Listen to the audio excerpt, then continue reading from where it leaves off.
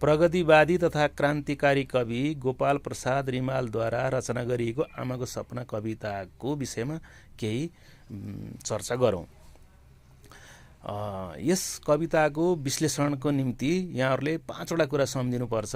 इतिहास, वर्तमान र भविष्य, आमा र सन्तान।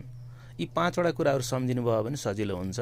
इतिहासदेखि नै नेपाल आमाले राणाहरूको क्रूर शासनबाट मुक्तिको चाहना राख्दै आएकी हुन्। तर इतिहासमा अर्थात् अगाडिको सन्तानलाई सम्बोधन गर्दै तिमीभन्दा पहिले जन्मिएका सन्तानहरूले मेरो मुक्तिका निम्ति ठुलो क्रान्ति गर्न सकेनन्। उहिले त्यो जीवन लोकबाट झरेर जुन जस्तै पोखिँदा सारा जडता सकबगाएको थियो बा भन्दै गर्दा चाहिँ 4 जना शहीदहरूलाई सम्झेको देखिन्छ।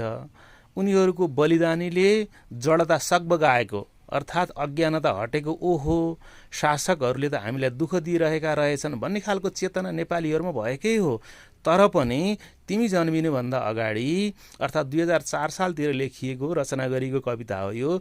यसभन्दा अगाडि जन्मेका सन्तानहरूले मेरो मुक्तिको निम्ति ठुलो क्रान्ति गर्न सकेनन् भन्ने गुनासो यहाँ नेपाल आमाले पोखिरहेकी छन्।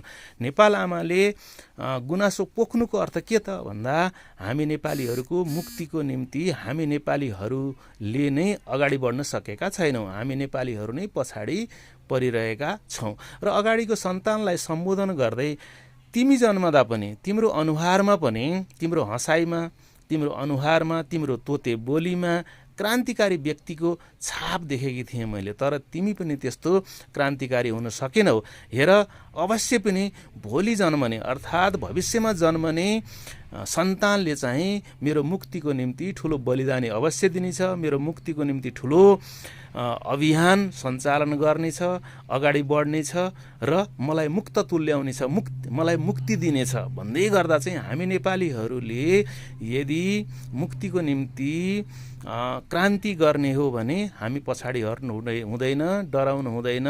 अन्याय, अत्याचार, शोषण, दमनबाट हामी नडराइकन अन्याय, अत्याचार, शोषण, दमनको विरोध गर्नुपर्छ। शासकहरूसित हामी डराउनु हुँदैन, उनीहरूको अगाडि घुँडा टेक्नु हुँदैन भन्ने भाव यसरी व्यक्त गरिएको छ।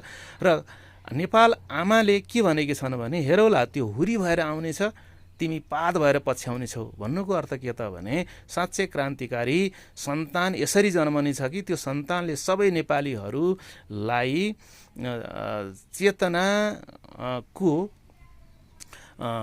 नेपालीहरूमा, सारा नेपालीहरूमा चेतनाको सञ्चार गर्नेछ र यस देशको मुक्ति हुनेछ, नेपालीहरूको मुक्ति हुनेछ भन्ने विचार